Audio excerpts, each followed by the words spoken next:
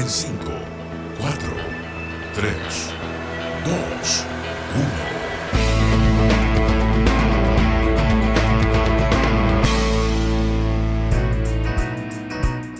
¿Qué tal? ¿Cómo están? Muy buenos días a todas y todos. Estamos nuevamente hoy lunes por la mañana, partiendo esta semana con su programa de energía Hágase la Luz. ¿Qué tal, Danilo? ¿Cómo estás? Buenos días.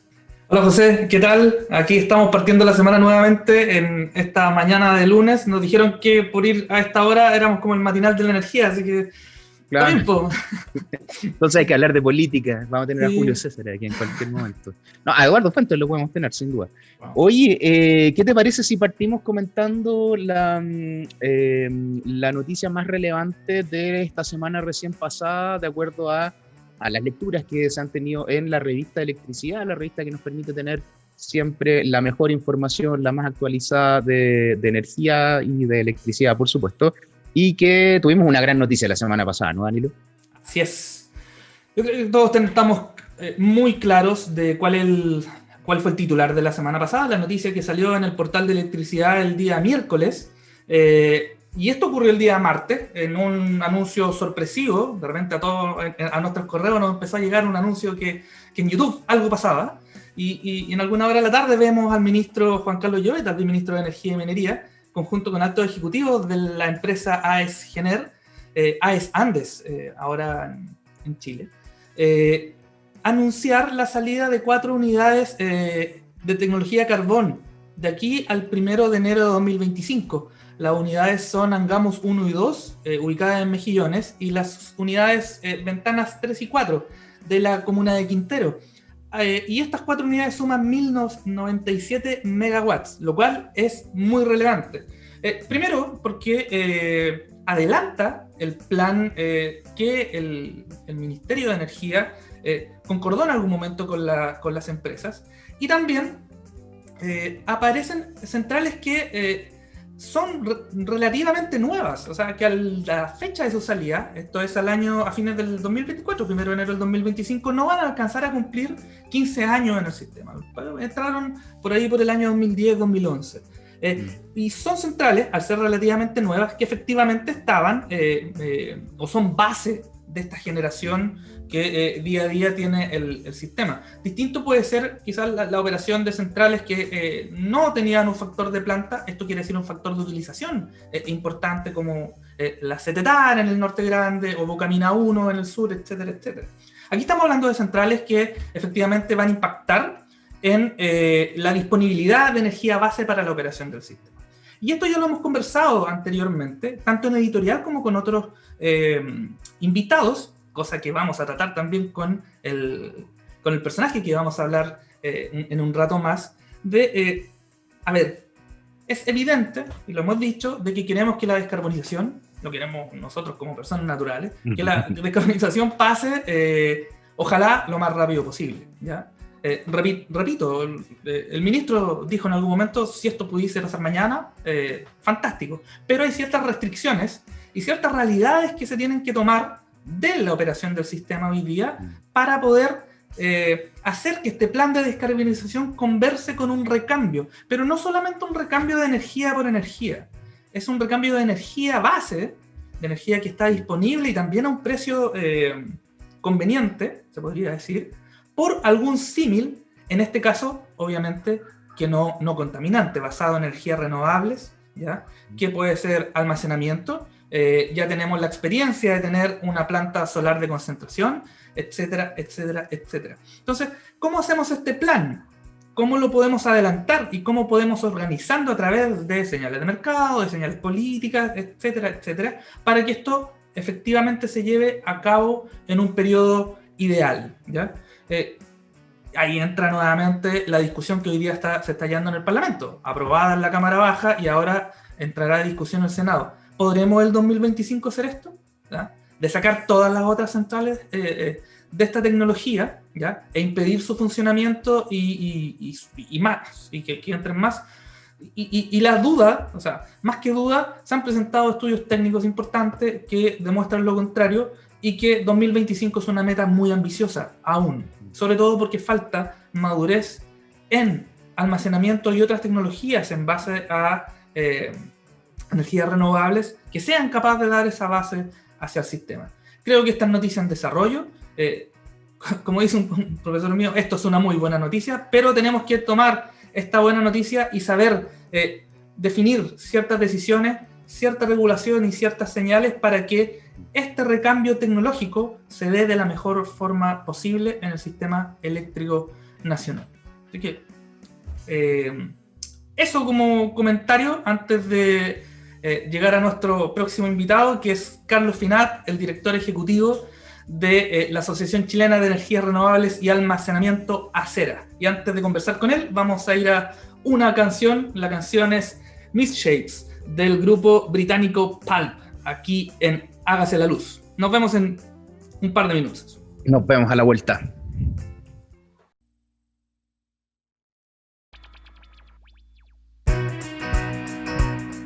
Bien, ya estamos de vuelta. Pueden ver ahí a quienes están viendo ahora y los que están escuchando no todavía, pero van a escuchar en unos minutos a don Carlos Finat. ¿Qué tal, Carlos? ¿Cómo estás? Muy bien, José. Muchas gracias por invitarme, Danilo. Hola, Carlos. ¿Qué tal? Buenos días. Buenos días. Y muchas gracias por venir también a ti a conversar este espacio que, como hemos dicho siempre, ojalá sea el link de nuestra casa. Partamos primero por quien, si alguien anda perdido por ahí en el mundo y no conoce a Carlos Finat, ¿quién es? Es ingeniero civil electricista de la Universidad de Chile, igual que yo. Después de desempeñarse mucho tiempo en distintas compañías, desembarca en el sector eléctrico y nada más ni nada menos que como director ejecutivo del Centro de Despacho Económico de Carga del Sistema Interconectado del Norte Grande. Si hay estudiantes que no están escuchando el sistema, lo que es actualmente el Coordinador Eléctrico Nacional, que se dividía en lo que estaba en el Norte Grande, principalmente ahí con las mineras y grandes generadoras, el Sistema Eléctrico Interconectado Central, que es donde estamos nosotros ahora en Santiago. Eso ahora se unió y es un solo sistema, pero antes estaba separado y Carlos Finat era el director ejecutivo del sistema que está en el Norte Grande.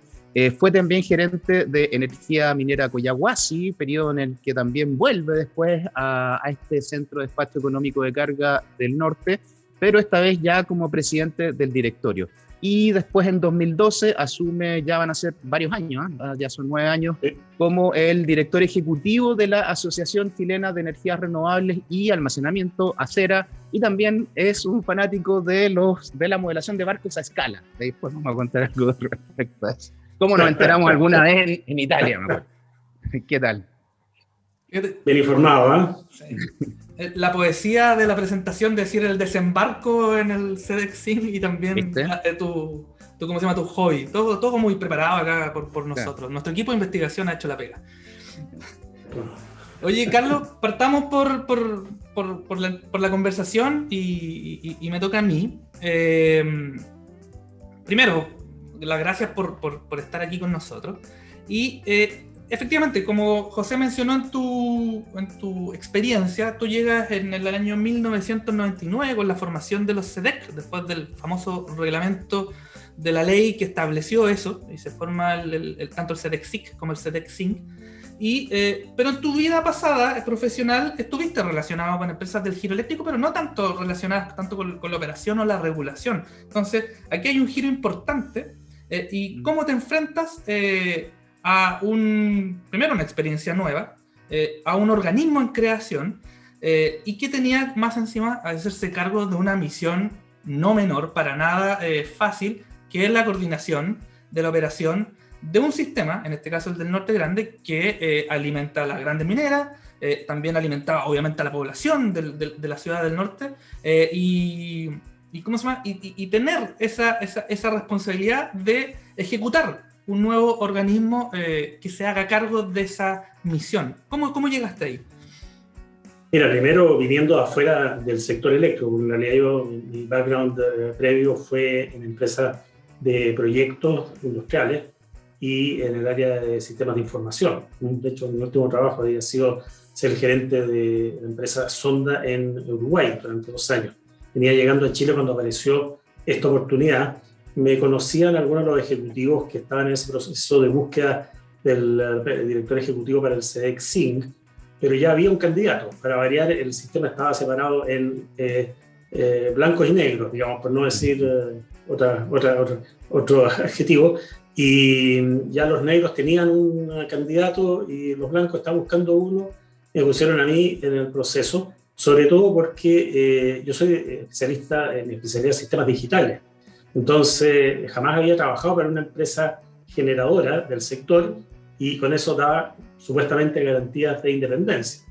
Tampoco sabía mucho del sistema eléctrico. Yo, la verdad, que tuve un solo curso, sistema eléctrico de potencia, con el ya fallecido y se le echa de menos, don Oscar Moya.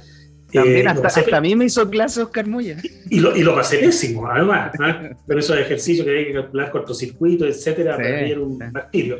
Pero decidí dar este paso y también sin saber mucho de qué se trataba, porque las definiciones de la ley eran todavía, y el decreto 327, que es el que tú te referías, eran bastante vagas, entonces había ideas diversas. Y bueno, me embarqué en esto después de un proceso de selección y me encontré, bueno, con un desafío tremendo y un espacio de aprendizaje también gigantesco, ¿no? Así que fue un aterrizaje duro que no se fue aliviando, sino que se fue endureciendo en la medida que el sistema comenzó a mostrar las falencias que tenía. Es un sistema súper sobreinstalado, ¿ah? La demanda era 1400 megas cuando llegamos y la potencia instalada se ha empinado cerca de los 3000 tantos. Entonces, la verdad que la pelea por el despacho era memorable y bueno, muchas peleas de aquella época memorables, ¿no? De la que se recuerdan muchas anécdotas, ¿no? Entre ellas un director que se equivocó en firmar un acuerdo y para que no se lo cobraran se lo comió. No, espérate, ¿cómo se lo comió? Mira, el papel. El papel. Yo no estaba, fue antes que yo llegara en el antiguo comité de operaciones, ¿no? Que se hacían en la ciudad en Tocopilla. Tocopilla. Claro, en la antigua división Tocopilla, Codelco. Y parece que firmó y se dio cuenta que había metido las patas, entonces cuando pasó de nuevo por sus manos, se lo comió. ¿Y por qué no lo rompió nomás? Bueno, no, es que quería hacerlo desaparecer, pero hace una Así era, eso, algunos recuerdos entretenidos hay, por supuesto, de este tipo de anécdotas, ¿eh? Pero ese es el recuerdo memorable. Es que además ahí era distinto ahora que todo, para nuestros auditores que quizás no todos lo saben, pero hace no tanto, que son 20 años, era muy distinto, las empresas eran muy poquitas y además había poca transparencia, o sea, no lo digo en forma peyorativa, sino que simplemente quizás no había necesidad de que existiera más, como eran tan pocas empresas. Claro, era un club de generadores en que sus representantes en el CEDEC eran los gerentes comerciales o algún representante de un área comercial, no les preocupaba la operación, les preocupaba el balance, inyecciones y retiro, digamos, de la empresa, básicamente. Ahora bien, mirando hacia atrás, es bien curioso cómo finalmente un grupo de empresas, tanto en el norte como acá en el centro, estaban encargados de dar energía, digamos, a los ciudadanos y a las industrias, y bueno, y funcionó por bastante tiempo. Después, ahora hubo que hacer este cambio, dado que era necesaria que existiera más competencia, ¿no? Oye, Carlos, y en el sistema, en el del norte, cuando tú estuviste, las condiciones eran súper distintas a las que tenemos hoy, porque no es ningún misterio que las renovables en los 2000 eran todavía un sueño y claro, básicamente lo que existía ahí era una demanda muy fuerte, el 90% o algo así son clientes industriales, grandes mineros. Grandes clientes mineros, ¿cierto? Y además las distancias son muy grandes, entonces de repente para alimentar población en Arica, en Iquique, en Antofagasta, tienen que haber grandes líneas de transmisión o generación, y además allá, recordemos, en el norte, cuando no estábamos unidos, no tenían la generación hidroeléctrica. ¿Cómo era? Pues, y era muy distinto. ¿Cómo puedes hacer un paralelo, un símil social, tecnológico, político de lo que te tocó vivir ahí? Y después a lo que estamos viviendo hoy en día, donde ser un sector que era un desierto en sentido literal, digamos, no habían recursos explotables ahí, hoy ese desierto pasa a ser una de nuestras principales fuentes y promesas de desarrollo como país. Efectivamente, es un tremendo cambio. Yo diría que era el sector eléctrico en aquel momento, venía un poquito de la utopía de la ley eléctrica del año 82, de que podía funcionar y expandirse eficientemente en un sistema totalmente desregulado. Y la verdad es que si uno analiza hacia atrás, los sistemas funcionaban porque había acuerdo entre las empresas, digamos, ¿no? Porque las empresas hacían, ¿verdad?, los acuerdos necesarios para que, no estoy diciendo que haya habido corrupción, digamos, pero sí había un acuerdo, te fijas, en términos de que esto funcionara. Ahora, en el norte había un conflicto bastante grande, que llevaba a que esa operación coordinada fuera bajo antes del decreto 327, fuera muy compleja, porque había varios centros de control. De hecho, yo llegué, en la primera conversación la había tenido por allá por agosto, con la gente del SEDEC, y me encontré que recién había un blackout, y en parte del blackout se había habido un problema de coordinación entre las empresas. Después tuvimos otro cuando yo ya estaba, esa otra negra también que les puedo contar más adelante. Pero era muy diferente. Cuando dices conflicto entre, cuando dice había mucho conflicto, un conflicto bastante grande, ¿era por eso? Porque las empresas no se ponían bien de acuerdo en la operación. No, yo diría que son un reflejo del conflicto. Porque estaban luchando por el balance de inyecciones y retiros, te fijas, por estar en el despacho, por lograr sus objetivos comerciales, que era la gran falla que tenía el decreto de coordinación antes del decreto 327, y que el 327 lo mejoró, sin duda, no lo resolvió a través de una dirección de operación y peaje independiente dentro de lo que se podía hacer cuando uno tenía de jefe a los gerentes comerciales de las empresas.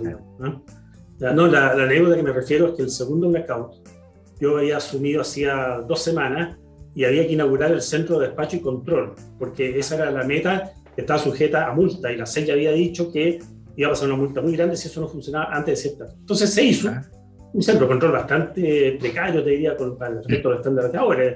Era una casa, en fin. Y invitamos para ese evento a Óscar Landerreche, que era entonces el secretario ejecutivo de la Comisión Nacional de Energía, a lo que vendría a ser el ministro hoy día, ¿verdad? Por las funciones que tenía.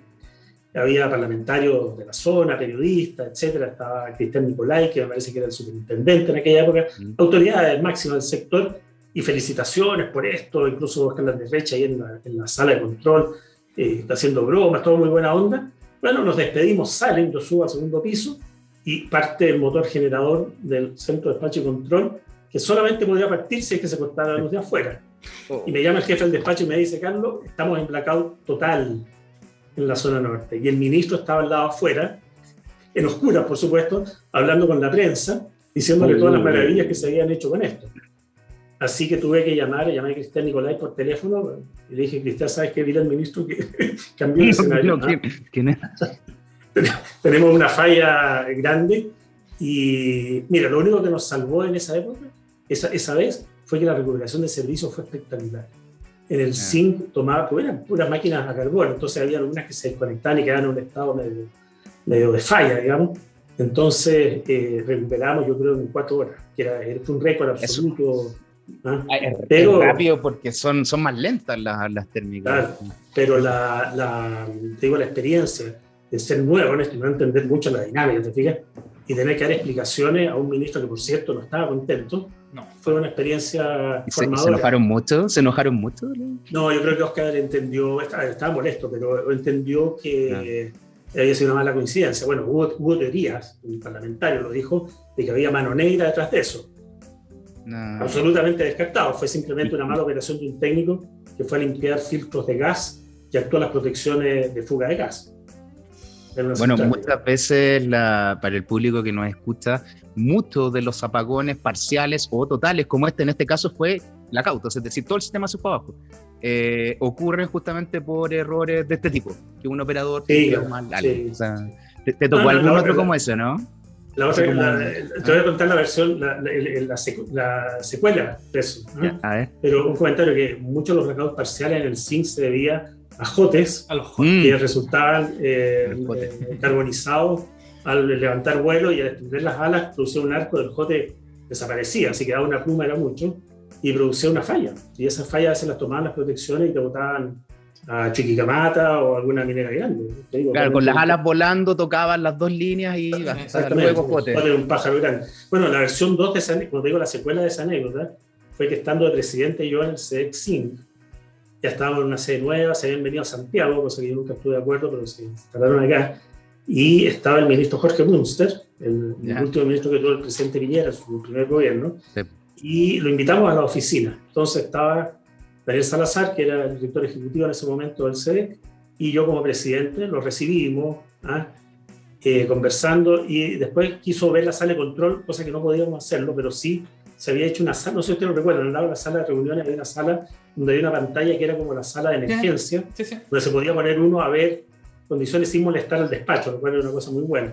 Bueno, salimos a la sala y yo le comienzo a contar esta anécdota a Jorge Munster y no me van a creer, se corta la luz.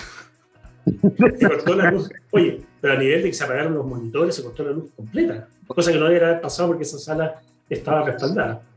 Entonces, yo miré a Jorge y le dije, No, esto no está preparado. esto no está preparado. Bueno, afortunadamente en ese caso había sido un auto que había chocado con un poste y había botado la alimentación. Era local. Era local, sí. No fue local. Pero yo por un momento dije, déjà vu. Demasiada coincidencia. Yo me acuerdo del jote, nosotros le decíamos el jote comodín, siempre parecía un jote en las fallas del cine. Sí. Era como... Bueno, siempre le echaban la culpa a un jote. Sí. Oye, algunas fallas que se explicaban, había tocado revisar. El jote habría tenido que tener llave de la sala de control para hacer algo. A lo mejor era un tipo que iba ahí con la... Tipo que le era muy el insistente con, claro, y le decían el jote. No, mira, se recuerda eso con cariño porque son experiencias únicas.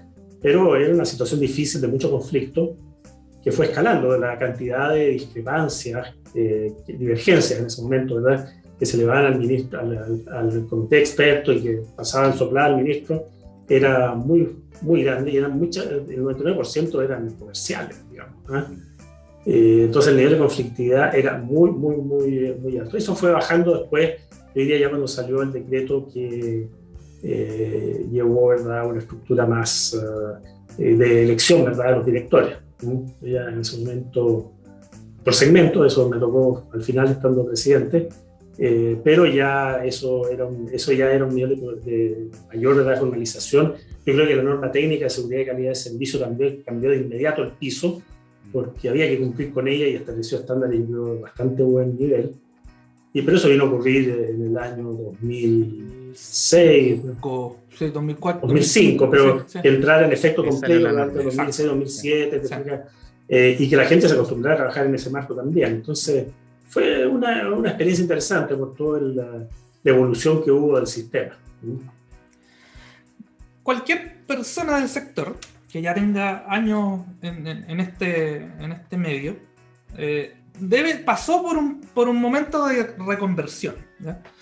Algunos antes y otros después. Por ejemplo, lo conversábamos con José cuando conversábamos, cuando planteábamos lo que íbamos a preguntar y los ejes de la conversación, de lo que a nosotros nos pasó el año 2010, cuando viene una orden de evaluar y modelar el 20% de energía renovable al 2024.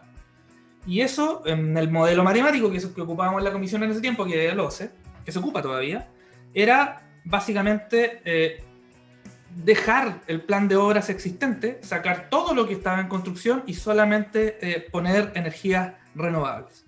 Lo cual, para nosotros, en ese momento, o mejor para mí, lo voy a decir personal, era una locura. Y el tiempo, y con mucho, ¿cómo se llama?, humildad, digo, qué bueno que equivocado estuve y que en algún momento entre ese 2010 y el día de hoy, claro, me reconvierto. Pero efectivamente el año 2007 se instala Canela, antes estuvo Baguales en Coyhaique, pero yo creo que a ti te tiene que haber pasado algo similar, de que en algún momento tú dices, aquí hay algo, aquí se empieza a sentir algo en el ambiente de que este país tiene que aprovechar, Chile, de mucha mejor manera sus recursos naturales y qué mejor que sean renovables.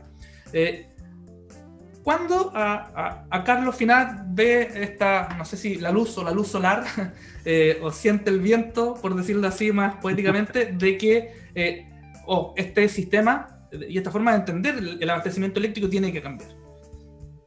Mira, yo diría que por mi aproximación al sector eléctrico, por haber llegado al SEDEC y venir de afuera, yo no tenía la experiencia que otras personas de mi generación sí tenían, te diga, que probablemente las había marcado, que es la experiencia de trabajar en empresas justamente que desarrollaban proyectos hidroeléctricos de gran escala, de carbón, los nuevos ciclos combinados. Por lo tanto, diría que no tenía el amarre que puede significar que cuando tú ya has hecho una central de ciclo combinado, tú quieres a tu hijo, digamos, en ese sentido, ¿verdad? Y te va a costar renunciar a él. Yo creo que hay mucho de eso. El orgullo de haber hecho un proyecto grande, complejo, el Project Finance, todo eso, evidentemente que genera un cariño, un cierto aprecio. Tampoco había en ese momento el cuestionamiento que existe hoy día de la realidad de los efectos brutales que tiene la emisión de CO2 en el medio ambiente global. Entonces, yo diría que en ese sentido quiero decir que para mí fue más fácil, pero yo diría que lo que me gatilló esto fue que justamente en Collahuasi me tocó coincidir con un presidente ejecutivo que era una persona que manejaba los conceptos de cambio climático y estaba preocupado por el cambio climático. Cuando en ese tiempo, la verdad, se consideraba que eso era un lujo de países ricos. ¿Eso te iba a decir en qué año? ¿2012?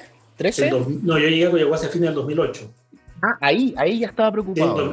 Mira, el 2009 este tema estaba súper claro para él. Yo aprendí mucho de él, un australiano, digamos, un tipo muy ejecutivo minero, digamos, de terreno, pero con una visión tremenda. Fue el que hizo la réplica de la Esmeralda. Fue iniciativa de él, apoyada por él, digamos, que Collahuasi se embarcara en eso. Así que tipo, quería dejar en la región, decía, mira, nosotros vamos a estar por los próximos 60 años en la región. Entonces, hay que dejar algo más que el pago de proveedores, FICA y otras cosas que sean obras que se mantengan ahí. Entonces, la preocupación del cambio climático se transmitió a varios de los gerentes que llegamos en ese mismo momento a Collahuasi y nos comenzamos a dar cuenta de que había que tomarse en serio este tema, que había recursos de muy buena calidad, y yo tomé una decisión que me ayudó mucho, y que fue que comenzar, porque nos llamaban las empresas nuevas que estaban haciendo proyectos, que querían hacer proyectos renovables. Entonces, mira, vamos a conversar con todas las empresas. Yo quiero formarme una opinión, que nos formemos como equipo, una opinión de estas empresas y qué tan cierto, porque no era una, te fijas, eran, no sé, de nosotros habíamos conversado aquel tiempo con 40 empresas, no te miento, en el plazo de un año, y nos dimos cuenta que el tema venía con mucha fuerza. Y, ¿en su mayoría europea? ¿Española, alemana? Pero había varias startups en Chile. Fundación Chile ya tenía su startup, ¿verdad?, que estaba ofreciendo esto, pero sin duda yo te diría que española, italiana, norteamericana, orientales también. Era un surtido más o menos importante, de una diversidad bastante importante. Y todos con ganas de hacer proyectos. Te fijas, claro, el precio era prohibitivo en ese momento. Pero en un momento, el presidente ejecutivo de Collahuasi me dice, mira, sabes que quiero que hagamos una planta generadora. Nosotros ya habíamos evaluado, en aquel tiempo acuérdense que era la ley de diversificación de la matriz eléctrica de Chile, la primera ley de renovables, que establecía una multa también si es que no se cumplía con las inyecciones de RMC. Entonces nos dimos cuenta que nuestros proveedores estaban con los dientes largos para cobrarnos esa multa y un margen además por generar energía para eso. O sea, lo vieron como un negocio y nosotros dijimos, no, vamos a proveernos nosotros con esta energía, y se decidió llamar a una licitación por una planta que era equivalente a como 12 megawatts, 12, 13 megawatts. No sé si estoy seguro, siempre supongamos que era eso. Y nos dimos cuenta, haciendo el caso de negocio, que en el caso de negocio había que presentarse a los directores de los propietarios de acera de Collahuasi, perdón, que eran en ese momento Anglo American y Glencore, una participación pequeña de unas compañías japonesas, que era muy exigente, obviamente, el análisis de los proyectos. Así que hicimos un caso de negocio y llamamos a la licitación para respaldarlo.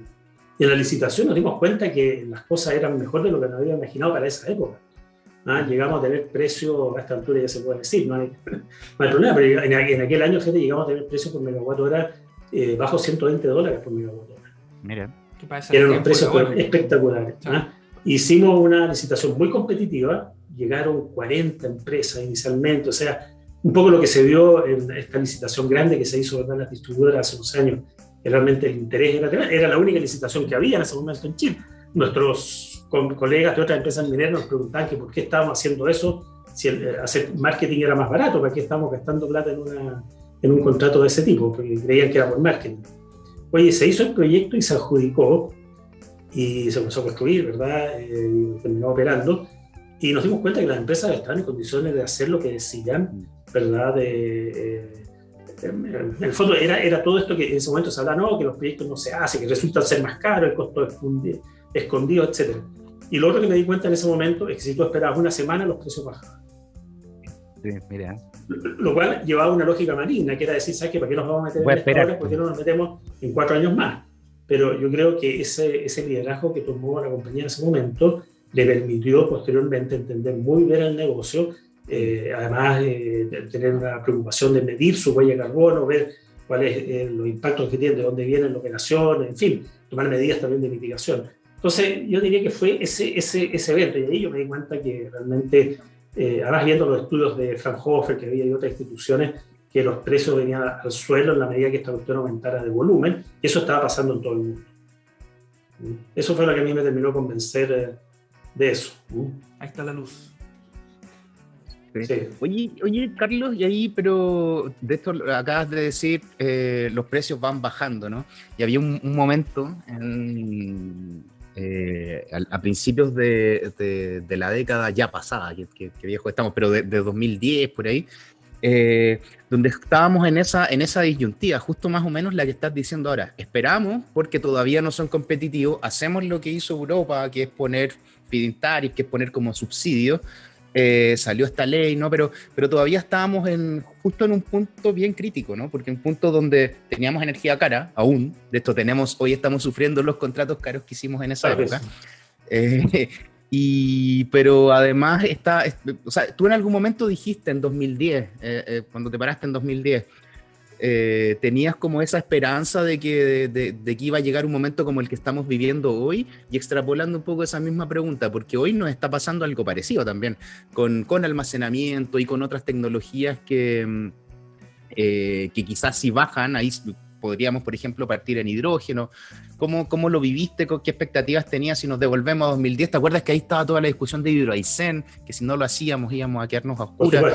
Y pasó lo que tú dijiste, y claro, tú ahora dices como yo visualizaba y veía, y quizás fueron los primeros en hacerlo, probablemente en Chile, que si esperábamos esto iba bajando, y quizás pudiste ver la curva antes. ¿Qué opinas respecto a eso? No, mira, desde el norte, donde estaba la compañía en la cual yo trabajaba en ese momento, la verdad que la preocupación de la discusión del SIC era bastante lejana, no estaban conectados, porque el problema era local, y ahí se competía con costos de carbón y con costos de gas, que se habían disparado, ¿verdad?, después del corte de gas de Argentina, que además se estaba supliendo con gas que se compraba a precio de petróleo, de diésel, de manera de financiar el terminal de Mejillones, que esa fue la forma de financiarlo, con las mineras tenían que pagar en definitiva diésel, si es que no había gas. Entonces dijeron, mira, paguemos diésel menos $1, pero paguémoselo a alguien que nos entregue gas, y con esa diferencia se financia y se asegura la construcción del terminal, lo cual fue una ecuación, yo diría, bastante virtuosa.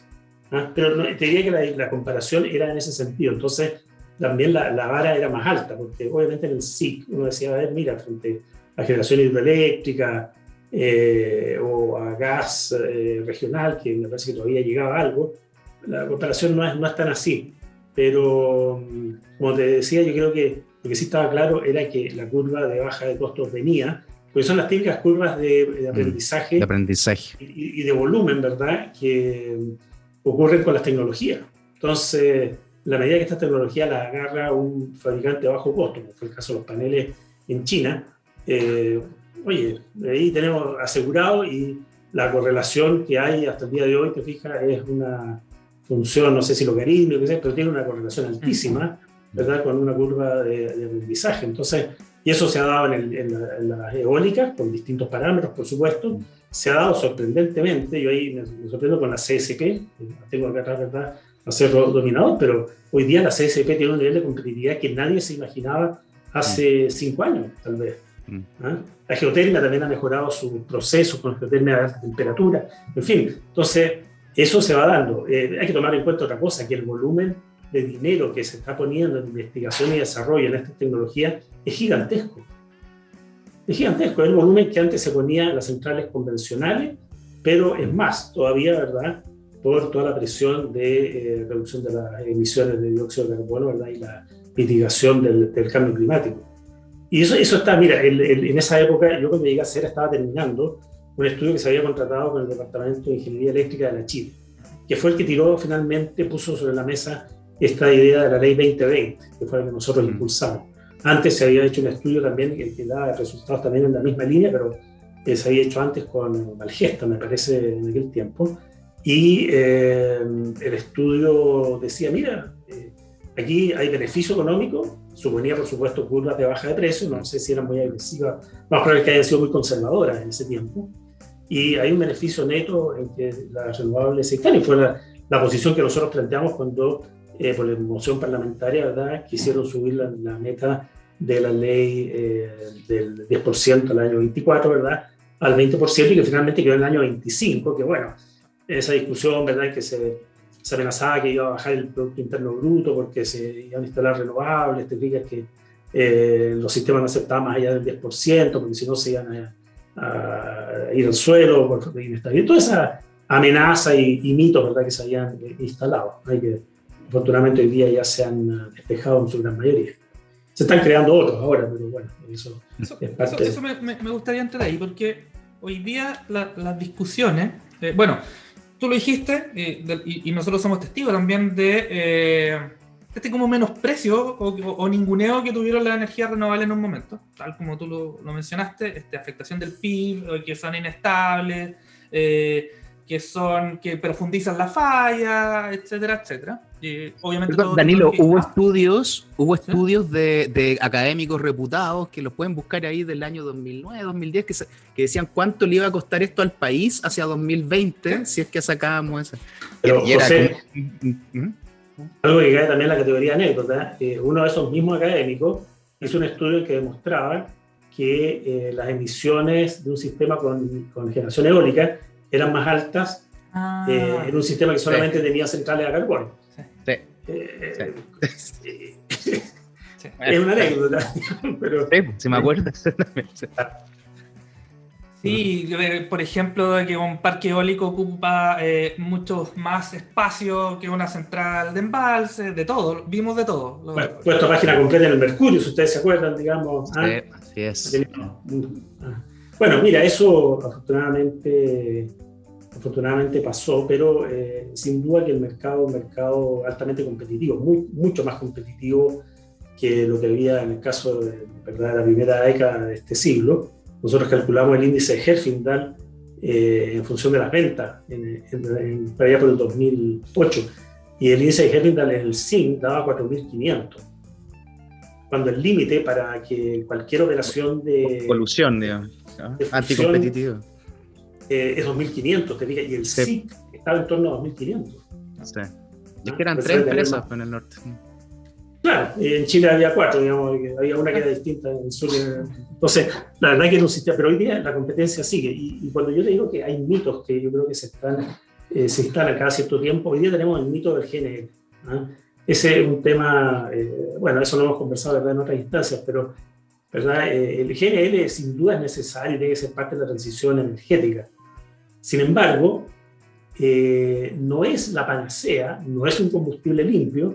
Hoy día en la mañana estaba viendo una nueva forma de tratar el gas natural en mercados internacionales que se llama el gas con emisiones netas cero. ¿Y qué es lo que es? Que simplemente que el vendedor paga certificados, ¿verdad?, de reducción de emisiones y te lo cobra en el precio del gas. Pero ¿qué da la idea, te fijas, de que es una especie de gas verde? Y eso no es así, el gas es contaminante, por lo tanto en algún momento va a tener que abandonar los sistemas. Y en Chile estamos en una discusión, ¿verdad?, al respecto, en el cual legítimamente quienes tienen interés en el gas, ¿verdad?, defienden su punto de vista, pero siendo necesario, ¿verdad?, tampoco es imprescindible en el largo plazo, eso va a tener que cambiar, y tampoco creo que justifica que al gas se le den ventajas especiales como ocurre, ¿verdad?, con la declaración de gas inflexible. Pero bueno, es una discusión que haría para 2 programas, así que no entremos en ella. Solamente recordar que se generan estos mitos. El mito de Hidroaicén duró bastante tiempo también, ¿te fijas? Y resulta que el sector RNC, en cuanto a capacidad de generación de energía, ya construyó a Hidroaicén y más. ¿Te fijas? Y con una fracción de conflictos, ¿te fijas? Entonces, todo eso, afortunadamente, en ese sentido, a quienes hemos estado en las renovables, la realidad ha ido dando la razón, ¿no? Ha sido, en ese sentido, la realidad ha ayudado mucho a esto. Quizás la discusión ha estado... Antes puede haber existido ese nivel de polarización, pero hoy día también redes sociales ayudan a que esto sea más evidente y tengamos, no sé, ahí la verdad es que no vamos a nombrar a nadie, pero hemos visto pataleo o cosas por el estilo. Tenemos hasta héroes anónimos de Twitter. Don Barredora, sabemos que nos estás viendo por ahí, así que A ver si lo podemos invitar en algún momento. ¿Qué opináis de don Barredora, Carlos? Mira, yo creo que en redes sociales, donde todo está permitido, nadie puede tomar la posición de decir, no, mira, esto no puede ser. Porque no, yo creo que está todo permitido porque no hay reglas, a pesar de que hay ciertas recomendaciones, ¿verdad?, de buenas prácticas. Yo creo que estos personajes anónimos bien informados, sobre los cuales tengo una teoría que lees, así que también... 5 programas. Creo que ayuda, te fijas, porque dice cosas que tal vez muchos de nosotros pensamos, pero por los compromisos, te fijas, por respeto, no se dicen. Entonces, él sí las dice y resulta... O ella. Te fijas. ¿Ah? O ella, no lo descartemos. Sí, claro. Oye, sí, él o ella. ¿Ah? Contémosle a nuestros auditores en caso que hay una cuenta de Twitter que se llama, tú Danilo sabes más el nombre porque yo no soy muy de redes sociales, pero hay una cuenta que habla mucho del sector energía, cosas anónimas, pero que son bien interesantes y con un poquito picante, ahí pone un poco, como dice Carlos, que son temas que cuando, por ejemplo, van a ver al ministro o al revés, hacen seminarios, congresos, no se pueden decir de esa forma por una cosa, digamos, política, pero es bien interesante porque son discusiones que sí se dan y son conversaciones que sí se dan y no sé cómo es la cuenta ahí, Danilo, no. Sí, don Barredora, sabemos que nos escucha, así que lo podríamos invitar, pero antes de eso lo vamos a desafiar. Por Twitter veamos y ahí nos programa una canción para el próximo capítulo, así que el desafío está hecho. @pase por caja lo pueden seguir. Eso, pase por caja. Sí, no.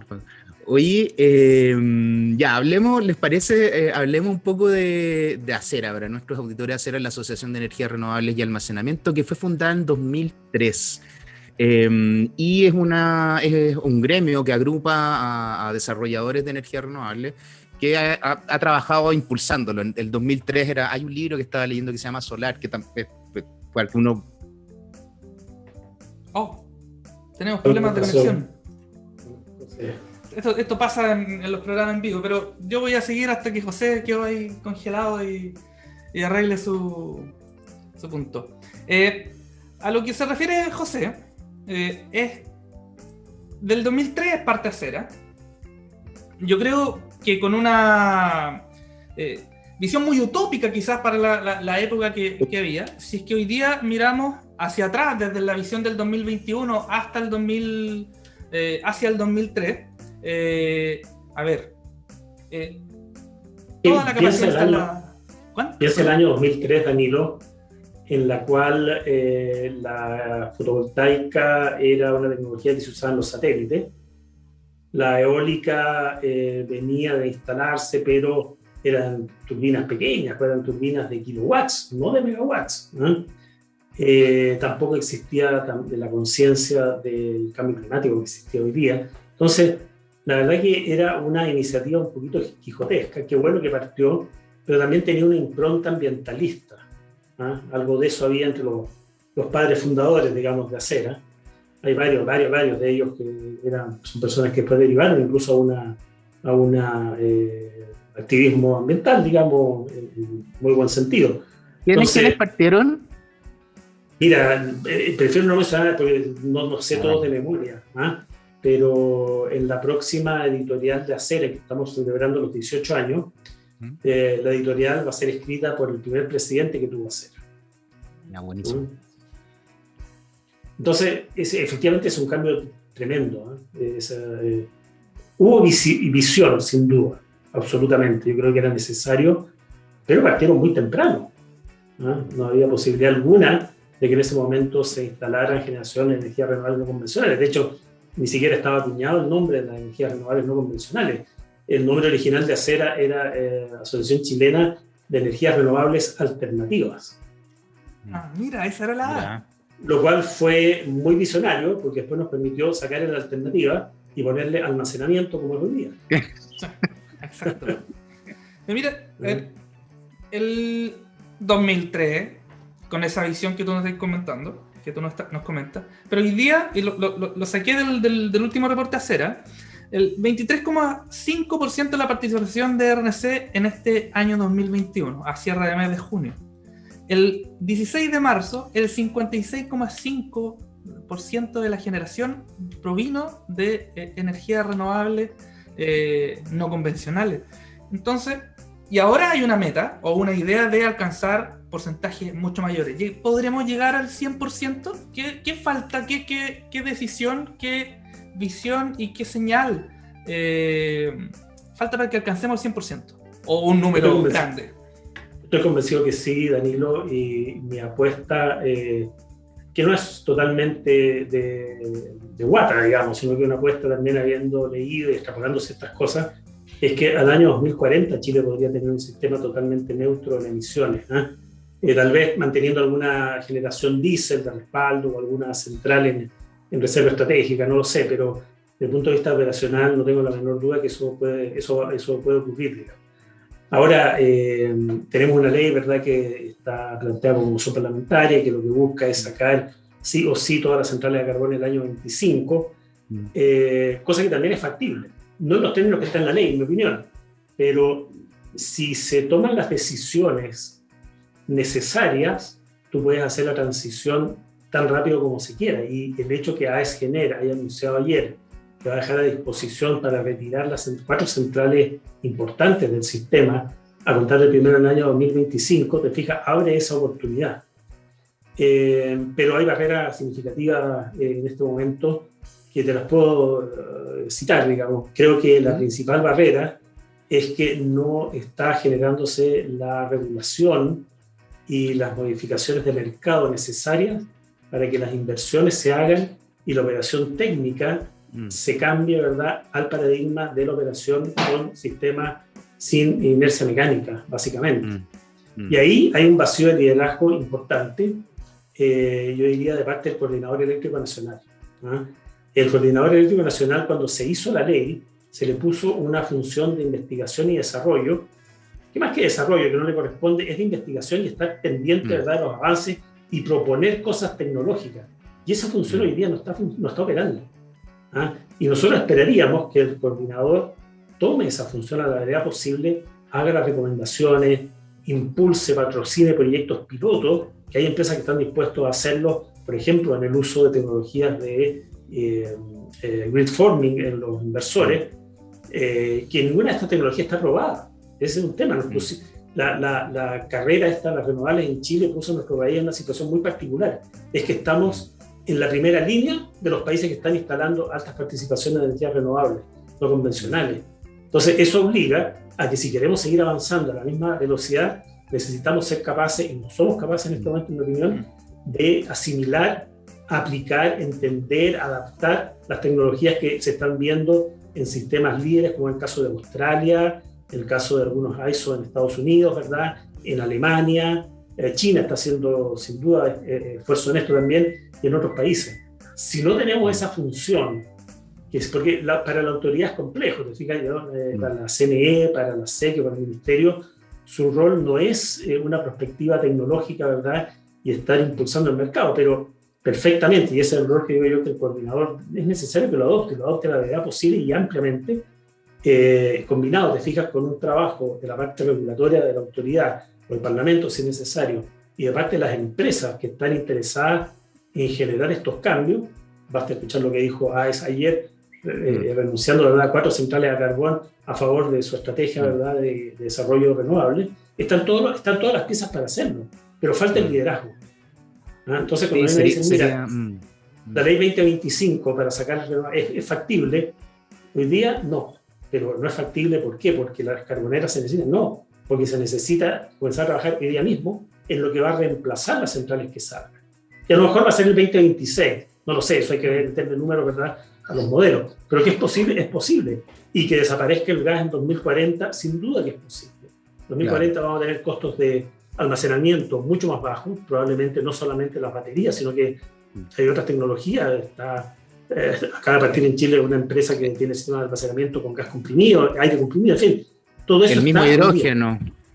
El hidrógeno, perdón, que no hay que dejarlo de mencionar. Entonces, y de hecho, Carlos, respecto a ese mismo punto, y probablemente Danilo ya me va a retar por el tiempo, pero tratemos de alcanzar la última pregunta, a ver si, porque es interesante lo que tú... Ya, voy a hacerlo lo más cortito posible. Justo respecto a lo que estás diciendo, hay como, y le hemos preguntado a otros invitados, por eso a la ministra, al exministro, a la exministra, a Rodrigo, que es interesante la visión. Tú dices que hay una falta como de coordinación, ¿no? De que como cierta, y de hecho no solo con las empresas, de repente con las universidades, cómo logramos hacer esta mina de oro que encontramos, ¿o no? En lo que tenemos la renovable. Tú has dado charlas, te has desarrollado también, no solamente en lo del SEC, has dado charlas sobre inserción laboral, tanto Danilo como yo estuvimos ahí, Danilo en la Santa María, yo en la Chile, tú fuiste cuando estábamos estudiando, y ahora que estamos parados acá, hoy, en este minuto, y a propósito justamente de lo que estás diciendo, y a propósito también de los cambios que estamos viviendo como país, de cómo coordinarnos, cómo involucrarnos, para justamente aprovechar el potencial que tenemos. ¿Cómo ves tú que podemos hacer eso? Y, por ejemplo, si nos están escuchando estudiantes interesados en involucrarse en el tema energético, ¿cómo podríamos ser más protagonistas desde las universidades, desde la formación, para poder, digamos, aprovechar lo que tenemos en nuestras manos?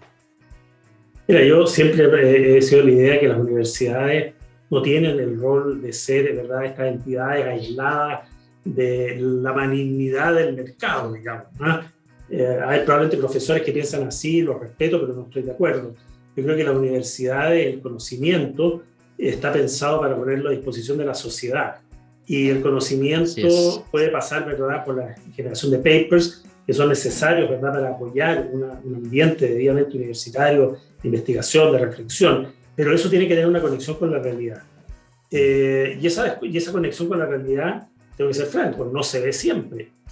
¿Por qué? Porque un investigador considera que él tiene que investigar una cierta línea y finalmente no está claro si sus resultados benefician a alguien en Chile o están beneficiando a los investigadores en Alemania, te fijas, o en China, que están haciendo y que ellos sí son capaces de llevarlo al mercado. Yo creo que también en esto hay que ser, caer en la soberbia. No somos una potencia técnica a nivel mundial, pues no tenemos industria. Entonces, eso también, industria de construcción, te fijas, de centrales, de inversores, de paneles, entonces, yo creo que en ese sentido hay que ser bastante balanceado. Mi expectativa es que las universidades colaboren en esto, y yo creo que varias universidades lo están haciendo. Hay distintos ámbitos en los cuales hemos escuchado conversaciones sobre estas materias. Nosotros hemos impulsado algunas también como Acera, y las personas están, los contactos internacionales también, hay muy buenos vínculos. La Universidad de Chile acaba de anunciar, ¿verdad?, Manchester. el programa de doctorado conjunto con la Universidad de Manchester. O sea, estamos insertos, estamos en ese nicho de estar en el borde de la tecnología aplicada a sistema eléctrico, pero falta ese liderazgo que diga, mira, esto lo vamos a poner de esta manera y vamos a irnos por esta vía, pero eso conversado con la industria, autoridad, operador independiente. Yo creo, y lo digo acá, la invitación es que el coordinador independiente tome ese liderazgo, no va a perder puntos en independencia, te fijas, ni nada, pero creo que los ingenieros que ellos tienen, te fijas, la visión sobre la operación del sistema, llama a que sean ellos. Es difícil que nosotros como asociaciones tomemos ese liderazgo porque estamos preocupados no de eso solamente, sino que eso lo sabe perfectamente Danilo, ¿verdad? Estamos preocupados de 20 iniciativas regulatorias distintas, desde normas de ruido de turbinas generadoras, te fijas, a el GNL inflexible, más algunas leyes para condimentar esto, te fijas. Entonces, la verdad que es muy difícil. Pero tenemos una oportunidad concreta, efectivamente, y en ese sentido la gente, los estudiantes que puedan estar escuchando, pero lo que sí les puedo decir es que de mi época de estudiante jamás hubiera entrado a trabajar en una empresa eléctrica. Pero cuando llegué, la verdad que me enamoré de este sector y no dudo en decirlo, que han sido los mejores años de mi vida profesional. Carlos, el tiempo, esto ya debería ser como casi grabado, el tiempo de la radio es precioso, nos pasamos, llevamos casi 50 minutos conversando, y en algún momento te vamos a dar el derecho a réplica y te vamos a volver a invitar porque quedaron muchos temas que nos gustaría volver a conversar contigo. Así que te agradecemos tu tiempo, muchas gracias por aceptar y conversar con nosotros aquí en el matinal de la energía, como nos pusieron, de los días lunes en la mañana. Así, y eso, pues muchas gracias y bueno, nos estamos viendo ahí en el sector. Muchas gracias a ustedes, José, Danilo, y felicitaciones por su equipo investigador, porque No, si fue una vez en Italia que tú fuiste a comprar uno. ¿Te acuerdas? Bueno, ahí, Sí, ahí contamos seguro. en otro día contamos eso. Está bien. Oye, que tengan Oye, y un saludo a toda la gente de Acera también. Muchas gracias. Y que tengan un muy buen día todos nuestros auditores y auditoras. Gracias. Muchas gracias. Que esté muy bien, Carlos. Y a Adiós. todos. Sigan en TXS Plus durante este día lunes y toda la semana. Así que nos vemos.